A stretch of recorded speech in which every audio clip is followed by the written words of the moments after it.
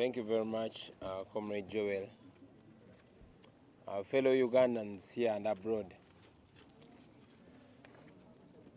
There has never been a regime in Uganda since 1962 that is as brutal as the Museveni regime. No regime has killed more Ugandans in the history of Uganda like the regime of Yoweri Kaguta Museveni. No regime has tortured Ugandans like the regime of Yoweri Kaguta Museveni. It's very painful. Much as they castigate the regimes of Milton Obote and Idi Amin was president for only 8 years, and Obote even less. But Ugandans have had to grapple with the Museveni brutality for the last 35 years. It is a shame that yesterday Museveni was pretending to commemorate Archbishop Janandum, who was killed in the Amin days. But the same person has presided over brutality and murder. It is in this regime that Sheikh Muzata died conspicuously. It is in this regime that my clan brother, Bishop Kagwa, died, and it's not explained yet. And very many others are continuously being killed. Ladies and gentlemen, as we speak today, the regime is in overdrive, kidnapping, abducting people, many of them never to be seen again. There's every effort to communicate to Ugandans by the regime that they are powerless and they are alone. By arresting me with more than 100 others and handpicking me, taking me to my home and charging the rest, the Nubian Lees, the Eddie Mutwes and the rest, with illegal possession of firearms when I was the one leading that team. I was arrested with that team. I am their leader. But they took me to my house and charged the rest with illegal possession of firearms. There's a reason. They're trying to disconnect us. They're trying to isolate me and isolate Ugandans as well. You must be smart to see that one of our comrades, who was our polling agent in Rakai, Ewan Sendazi Paul, was abducted by plainclothes people. Only one of them, there were three. Two were in plain clothes but having AK-47 guns, and one was putting on military uniform. They took him away. Just yesterday, I learned that one of my close friends, and coming from the same birthplace, Kanoni in Gomba, a young man called Katamba Dixon, a son of Chinene and a grandson of Kuku, my neighbor, was abducted. He has not been seen again. Many others continue to go missing. The regime is targeting not only those that are close to me, but every Ugandan that has ever agitated for change, every Ugandan that is known to support forces of change, particularly the National Unity Platform. Ladies and gentlemen, the person killing your children is Yoweri Kaguta Museveni. The person ordering for the disappearance of your children is Yoweri Kaguta Museveni. And I am not lying, because he came out on national TV and confirmed that he has been the one sanctioning all these murders and disappearances.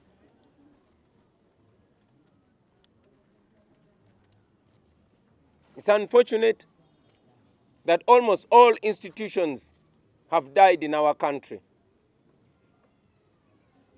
I know this is a matter of human rights, but I've informed you in the past, like I'm informing you again, that we have petitioned all human rights initiatives here in Uganda. We petitioned the Uganda Human Rights High Commission. We went there And the late Medi Kagwa was blunt. He told me, because he grew up with me here in Kamocha, he took me on the side and told me that he is powerless. He cannot do anything. The commission is powerless. In his words, he said, we are living in a military dictatorship.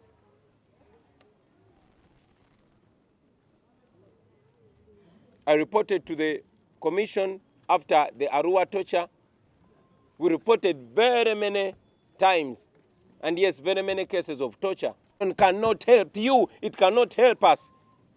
And that is why today we are going to petition the United Nations Human Rights Office here in Uganda.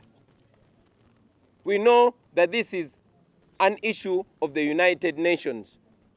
General Museveni feels like Uganda is his compound, Uganda is his property. He has the right to pick and kill anybody at his will. He has the right to torture anybody, to murder anybody, but we say he does not. And that is why we are petitioning the United Nations. Ngabo mbadde ngezaako bannyonnyola nti bu Uganda bukyanga twefuga tewabangawo mulembe gujjudde butemu nga mulembe gwa Museveni. Tewabangawo mulembe bannayuganda mwe batemuddwa nga mulembe gwa Museveni. Tewabangawo mulembe bannayuganda bwe babuziddwawo ng'omulembe gwa Museveni.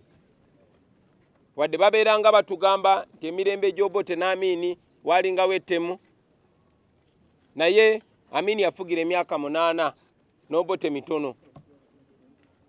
Naye bannayuganda babonaabonedde mulembe gwa Museveni kati emyaka 35. Olunaku lwajjo namulabye nga yeefumba n'abantu be yabadde nabo nga beefudde abajaguza olunaku lwa Archbishop Jana Nduumu Amini.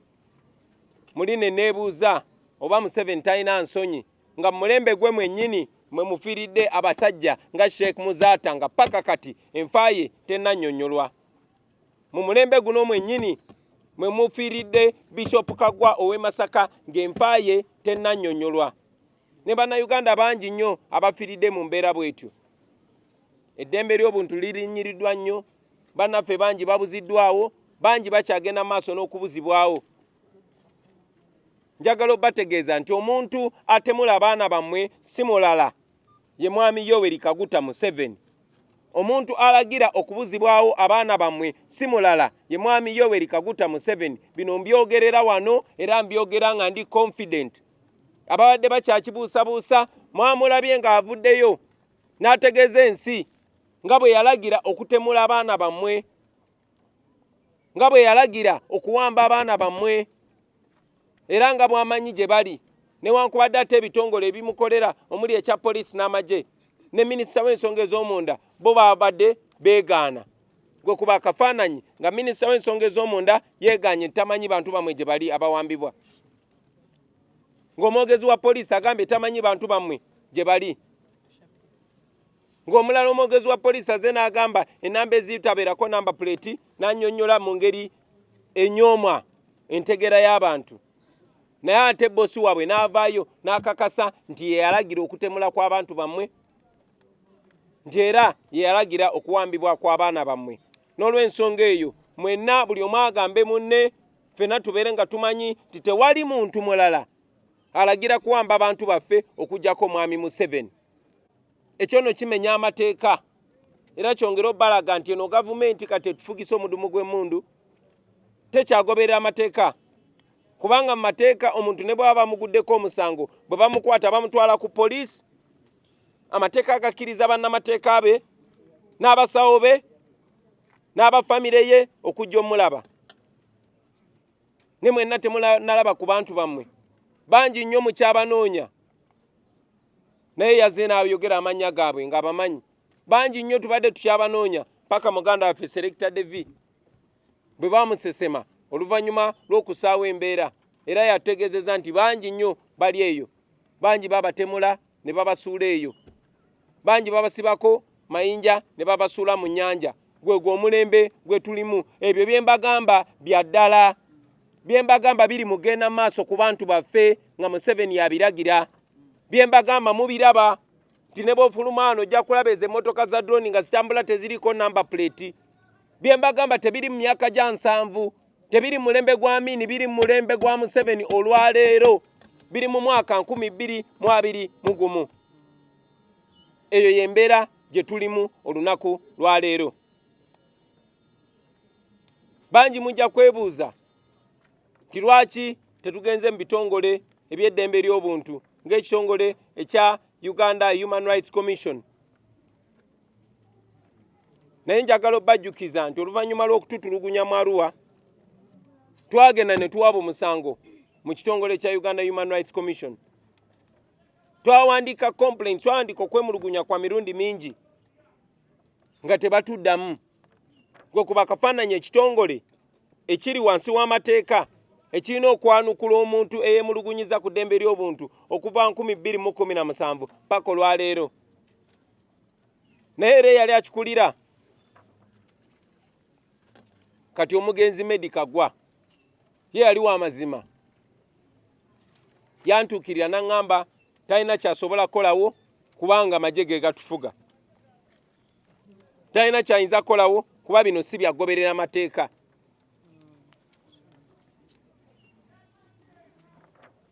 Era n'afuba okubaako kyakola okusinga ate kati abaliwo olwaleero, kubanga eno enfuga ya Museveni egenda eyongera kwonooneka. Eyaliwo bw'aba yali munafu atazzeewo aba munafu okusinga.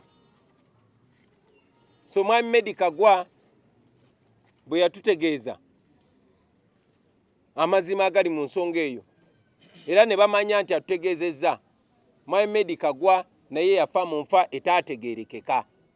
Mwena mumanyi wa gye yali essaawa ntono nnyo nga tanaddusibwa mu ddwaliro na kufa mu ngeri ya kibwatukira. Bino mbyogera kubanga ge mazima.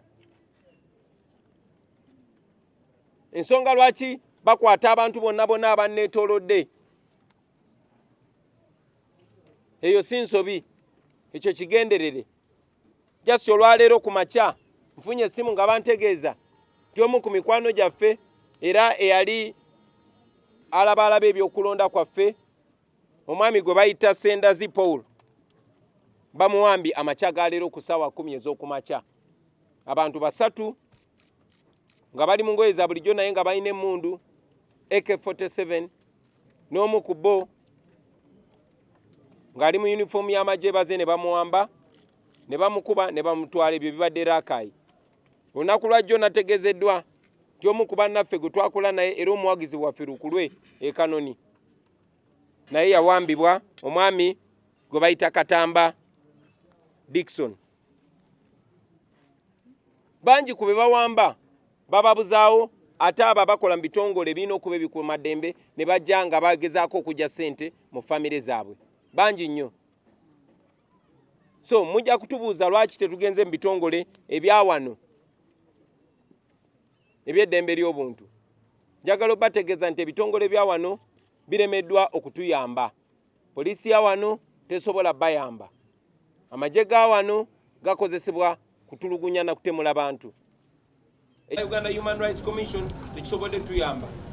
Tetuvudde tusalawo era nga mbategeeza nti olwaleero essaawa zino tugenda kutwala ekiwandiiko ekyokwemulugunya mu kitongole ky'ensi yonna, ekitongole ky'amawanga amagatte eky'eddembe ly'obuntu awe Kololo. Emu ku nsi eziri wansi w'ekitongole w'ekibiina ky'amawanga amagatte. Era mwenna mumanyi nti abo abafuzi ababadde beefudde ab'ekitalo Bakina Gaddafi n'abalala okubakakkanya abannansi abo abadde batemulwa abatirimbulwa badde balina okuyambibwako ekitongole oba ekibiina ky'amawanga amagatte. Yensonga lwaki ensonga yaffe kati esusse ku Uganda Human Rights Commission etasobodde tuyamba bakulembera ekitongole ky'eddembe ly'obuntu ekya Uganda Human Rights Commission ng'avuddeyo gye buvudde mu kulonda wakati mu kutemula abantu, wakati mu kulinnyira eddembe ly'obuntu, naye ng'alinga awagira ebigenda mu maaso. Era tusuubira nti ekitongole ky'amawanga amagatte eky'eddembe ly'obuntu kijja kuba ku nsolobotto gavumenti ya Mwami Museveni. Naye njagala okubategeeza mikwano gyange nti essuubi erisinga liri mu mmwe bannayuganda. tuli ku lwaffe muli ku lwammwe ekyo njagala buli omu abe nga akimanyi era kye tulina okukola okwetaasa ffe tulina okikulemberamu abalala batugoberere bino byonna tubikola mikwano gyange si lwakuba tuli banafu gino emitendera gyonna tugiyitamu kubanga tuli bantu abakkiririza mu mateeka era bino byonna bijja kumala gaana tulyoke tubabuulire ate siteepu egenda okuddako ng'abantu baffe batemulwa ng'abantu baffe bawambibwa ate nga tumanyi ababawamba n'olw'ensonga eyo bassebo ne bannyabo tugenda ssaawa zino okutwala ekiwandiiko kino ku office y'ekibiina ky'amawanga amagatte ekola ku ddembe ly'obuntu awo Kololo. Mulimu ebbaluwa nze kennyini gye mpandiise ey'okwemulugunya ku lw'abantu baffe abangi abawambibwa n'abo abagenda maaso nga bawambibwa. Tugenze kutwalayo mwami Museveni kuba oyo Museveni mulaba kwekyanga naye si w'amaanyi nnyo nga bw'alowooza. No, si wa kitalo nga bw'alowooza. Era naye tugenda mutwalayo. Tutaddeko n'ebifaananyi eby'abantu ebyo bye tufunyeeko ababuziddwawo nabo gye baatwalibwa. Tutaddeko n'ebifaananyi ebyabo abatemuddwa. Tutaddeko n'ebifaananyi n'amanya ebyabo abali mu malwaliro. Tutaddeko n'amabaluwa ag'enjawulo agawandikiddwa mwami Museveni okuva mu bitongole eby'enjawulo okwetooloola ensi yonna. Tulage nti ensonga yaffe si ya lwali wabula ya laali. So njagala obeebaza mikwano gyaffe okubazaamu amaanyi n'okubasaba obutapowa. Mwebale kubeera abantu balamu naye ate mweyongere okubeera abagumu mikwano gyange. Tetutudde nammwe temutuula. Tujja kuba tubategeeza ekiddako Mukama nga ye mubeezi waffe. Mwebale nnyo mwebale.